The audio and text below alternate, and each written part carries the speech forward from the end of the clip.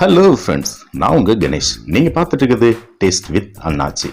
சிக்கனை ஒரே மாதிரி செஞ்சு சாப்பிட்டு ரொம்ப போர் அடிச்சு போயிருக்கீங்களா? வாங்க இந்த வீடியோவில் சிக்கனை ஒரு அருமையான வழியில் இன்னைக்கு சூப்பராக ஒரு சமையல் பண்ண போகிறோம். பஞ்சாபி சிக்கன் கறி. கொஞ்சம் டிஃப்ரெண்ட்டான மெத்தடில் இதை நம்ம செய்ய போகிறோம். ஆனால் டேஸ்ட் வந்து பார்த்தீங்கன்னா வேறு லெவலில் இருக்கும். கண்டிப்பாக நான் சொல்லக்கூடிய இந்த மெத்தடில் நீங்களும் செஞ்சு பார்த்துட்டு ஒரு முறை நீங்களே ஆச்சரியப்படுவீங்க. அந்த அளவுக்கு இதோட டேஸ்ட் இருக்கும். ஓகே ஃப்ரெண்ட்ஸ், இந்த பஞ்சாபி சிக்கனை எப்படி நம்ம பண்ணலான்னு வீடியோக்குள்ளே போய் பார்க்கலாம். அதுக்கு முன்னாடி நம்ம சேனலை சப்ஸ்கிரைப் பண்ணாதவங்க பண்ணிக்கோங்க. இப்போ வீடியோக்குள்ளே போகலாம்.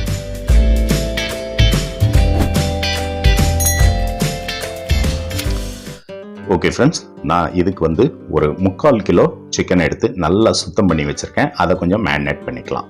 1 ஸ்பூன் அளவுக்கு மிளகாய் வத்தல் பொடி, 1 ஸ்பூன் அளவுக்கு உப்பு, அப்புறம் கொஞ்சமாக மல்லி இலை, இதையும் சேர்த்துக்கோங்க.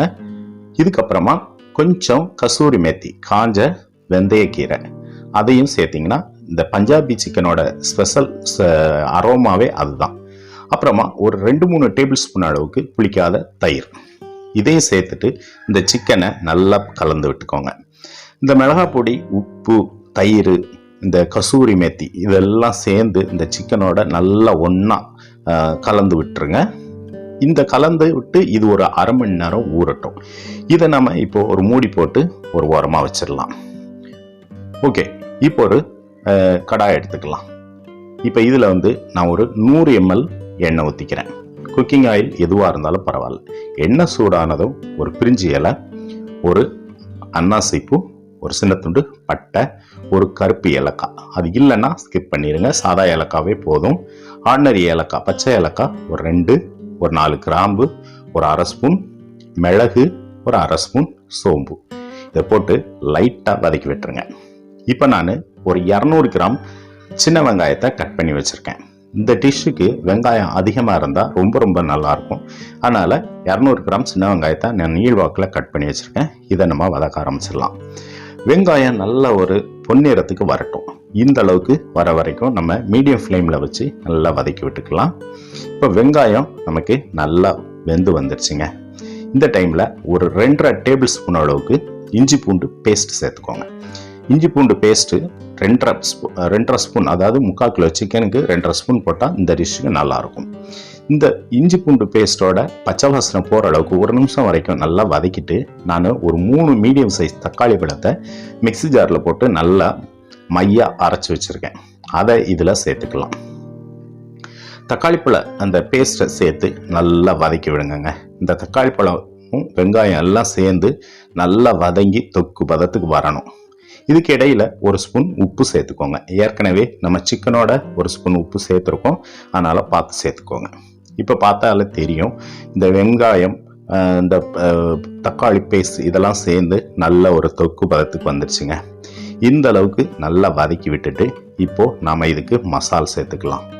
ஒரு 1/4 ஸ்பூன் அளவுக்கு மஞ்சள் பொடி, 1 டீஸ்பூன் அளவுக்கு மிளகாய் வத்தல் பொடி, ஒரு 1.5 டீஸ்பூன் அளவுக்கு காஷ்மீரி சில்லி பொடி, 2 ஸ்பூன் அளவுக்கு மல்லிப்பொடி, இதெல்லாம் சேர்த்துட்டு திரும்பவும் நல்லா வதக்க ஆரம்பிச்சிடலாம். ஃப்ளேம் வந்து மீடியமில் இருக்கட்டும். மீடியமில் வச்சுட்டு இந்த மசாலாவை நல்லா வதக்கி விடுங்க. நல்லா அதோட எண்ணெய் பிரிஞ்சு வர வரைக்கும் ஒரு 2-3 நிமிஷம் நல்லா வதக்கி விடணும். இப்போ பார்த்தீங்கனாலே தெரியும், நல்லா எண்ணெய் பிரிஞ்சு வந்துருச்சு. இந்த டைமில் நம்ம அரை மணி நேரமாக மேரினேட் பண்ணி வச்ச, அதாவது ஊற வச்ச அந்த சிக்கனை நம்ம இதில் சேர்த்துக்கலாம். சிக்கனை சேர்த்துட்டு நல்லா ஒரு முறை கலந்து விடுங்க. நல்லா கலந்து விடணும். கலந்து விட்டு இதை மூடி போட்டு நல்லா வேக விட்டுருவோம். மீடியம் ஃப்ளேம்லேயே எரியட்டும். தீ வந்து ரொம்ப அதிகமாக இருந்தாலும் பிடிச்சிரும். மீடியம் ஃப்ளேமில் வச்சு ஒரு 6 நிமிஷம் நல்லா கொதிச்சு வரட்டும். இப்போ ஒரு 6 நிமிஷம் நல்லா கொதித்து தண்ணி எல்லாம் பிரிஞ்சு வந்திருக்கு. நான் எந்த தண்ணியும் சேர்க்கலை, ஆனால் தண்ணி பிரிஞ்சு அருமையாக வெந்து வந்திருக்கு. கிட்டத்தட்ட இதில் ஒரு 50% இந்த சிக்கன் நல்லா வெந்துருச்சு.